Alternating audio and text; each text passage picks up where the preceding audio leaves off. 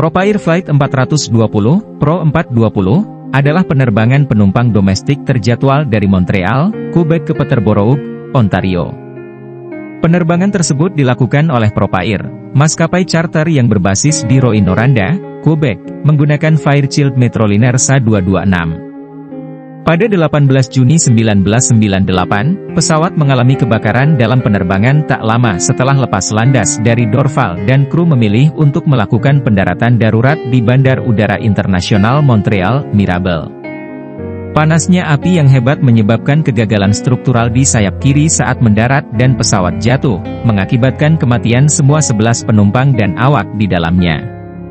Investigasi yang dilakukan oleh Dewan Keselamatan Transportasi Kanada mengungkapkan bahwa rem kiri penerbangan 420 terlalu panas selama lepas landas, menyebabkan kebakaran di dalam sumur roda yang menghancurkan sistem peringatan, akibatnya awak tidak menyadari tingkat keparahannya. Api, yang kemudian merusak pipa hidrolik dan menyebar ke sayap kiri. Menyusul kecelakaan tersebut Kanada mengeluarkan beberapa rekomendasi. Salah satunya adalah rekomendasi kepada FAA mengenai pelatihan awak dan manual penerbangan, dan rekomendasi lainnya adalah untuk memasang sistem peringatan panas berlebih di dalam sumur roda setiap metroliner. Sebelum kecelakaan, sistem peringatan tidak diperlukan di pesawat semacam itu. Penerbangan Propair penerbangan 420 lepas landas dari Bandara Dorval, sekarang Bandara Internasional Montreal, Pierre Elliott Trudeau, pada pukul 7.01 EDT membawa 9 penumpang dan 2 awak. Penerbangan tersebut disewa oleh General Electric untuk mengangkut personel ke fasilitas G di Peterborough, Ontario. Saat itu berkabut dengan angin sepoi-sepoi bertiup dari sisi kanan pesawat. Penerbangan 420 dibersihkan hingga ketinggian 16.000 kaki, 4.877 m. Pukul 7.13, awak penerbangan 420 memberitahu menara bahwa terjadi penurunan tekanan hidrolik dan meminta untuk kembali ke bandara. Dorval Tower memenuhi permintaan penerbangan 420 untuk kembali dan memerintahkan mereka untuk turun ke ketinggian 8.000 kaki, 2.438 m, dan berbelok 180 derajat. Saat itu tidak ada indikasi bahwa penerbangan tersebut dalam bahaya besar. Kira-kira 30 detik setelah permintaan penerbangan 420 untuk kembali, masalah kontrol mulai terjadi. Pesawat menjadi lebih sulit dikendalikan dan indikator peringatan menunjukkan bahwa masalah mesin sedang berkembang. 40 detik kemudian, sistem peringatan kepanasan sayap menyala. Sebelum kru melakukan daftar periksa untuk menangani keadaan darurat seperti itu, lampu peringatan padam. 5 menit kemudian mesin kiri tampak terbakar. Para kru kemudian mematikan mesin. Pesawat hampir tidak bisa dikendalikan oleh awaknya, input aileron kanan yang tidak normal diperlukan untuk menjaga agar pesawat tetap mengarah. Menara Dorval kemudian menyarankan agar kru mengalihkan ke Bandara Internasional Montreal, Mirabel. Para kru setuju. Api semakin membesar dan kru dapat melihat bahwa api keluar dari nacelle mesin. Awak kemudian melakukan daftar periksa darurat dan mengkonfigurasi pesawat untuk mendarat. Pada pukul 7.23, kru menyatakan bahwa api di sayap kiri telah padam. Namun, kurang dari 4 menit kemudian, mereka mengumumkan bahwa api telah mulai lagi. Pesawat menjadi lebih sulit dikendalikan dan bahkan mulai berguling. Trim aileron maksimum ditetapkan oleh kru. Saat penerbangan 420 berada di final pendek, roda pendaratan dikerahkan. Saat penerbangan 420 berada di dekat ambang landasan, sayap kiri yang rusak parah gagal. Pesawat kemudian berputar 90 derajat ke kiri, bahan bakar tumpah dari pesawat dan terbakar. Pesawat berputar dan jatuh, berhenti di sisi kiri landasan pacu 24. Baik anggota awak dan 9 penumpang tewas. 2 penumpang awalnya selamat dari kecelakaan itu, dan akhirnya meninggal karena luka-luka mereka. Penumpang dan awak kapal. Penerbangan tersebut disewa oleh General Electric untuk mengangkut pekerjanya ke fasilitas mereka di Lachine, Quebec dan Peterborough, Ontario. Penerbangan 420 membawa 9 penumpang, awalnya dilaporkan 10. Semuanya adalah insinyur, bekerja sebagai tim dalam desain turbin pembangkit listrik tenaga air.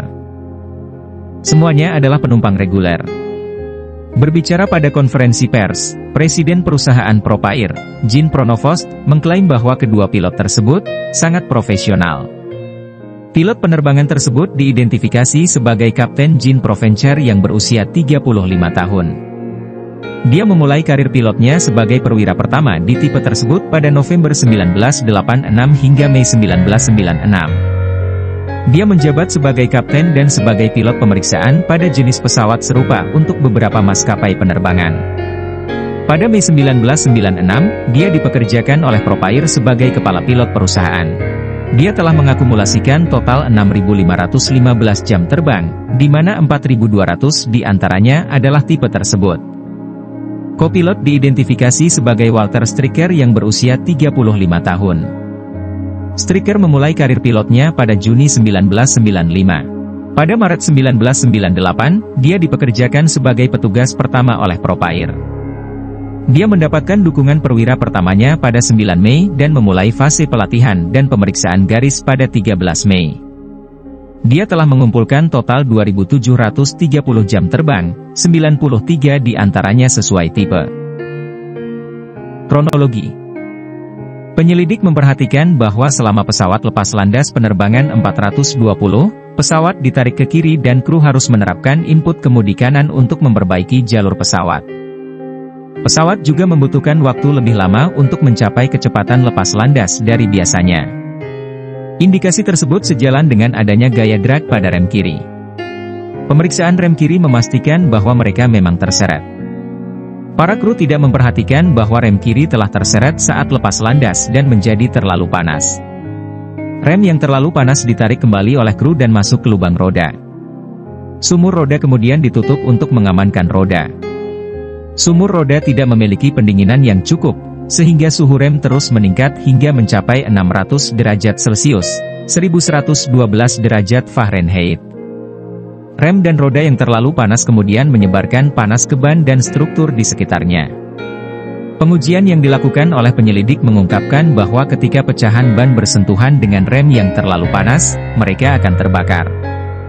Ban terkena suhu 600 derajat Celcius, 1112 derajat Fahrenheit, memicu kebakaran. Situasi diperparah ketika piston nitril bocor cairannya yang mudah terbakar. Nitrile piston akan mulai menurun ketika mencapai suhu permukaan 135 derajat Celcius, 275 derajat Fahrenheit. Cairan yang mudah terbakar menghubungi api, menyebabkan nyala api yang hebat. Sistem peringatan rem terlalu panas akan memperingatkan kru bahwa ada masalah. Namun, sistem seperti itu tidak diperlukan pada pesawat jenis ini, sehingga awak penerbangan 420 tidak tahu bahwa telah terjadi kebakaran. Api kemudian merusak saluran hidrolik pesawat yang terletak di dekat sumur roda, yang menyebabkan api semakin membesar.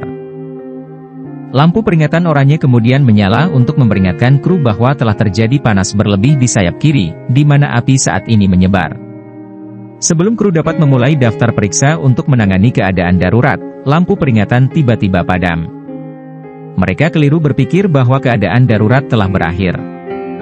Namun penghentian peringatan itu karena kebakaran merusak sirkuit listrik sistem peringatan.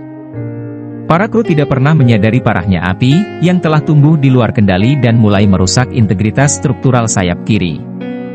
Hal ini menyebabkan kru mengalami kesulitan yang parah dalam mengendalikan pesawat. Awak harus menerapkan pengaturan trim aileron maksimum karena pengurangan kekakuan sayap.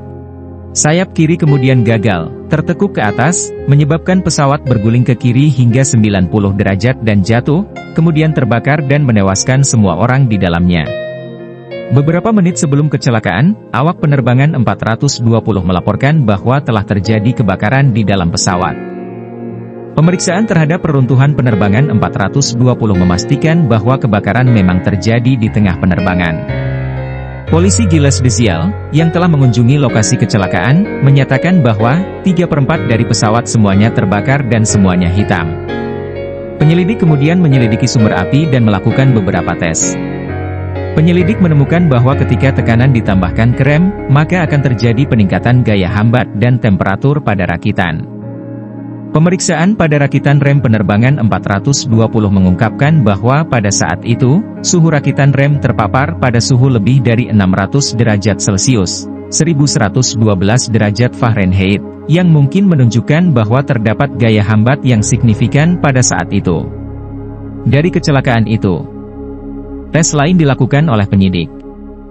Kali ini, mereka melakukan tes untuk mengetahui apakah cairan hidrolik Flight 420 akan menyala saat menyentuh permukaan panas dari unit rem.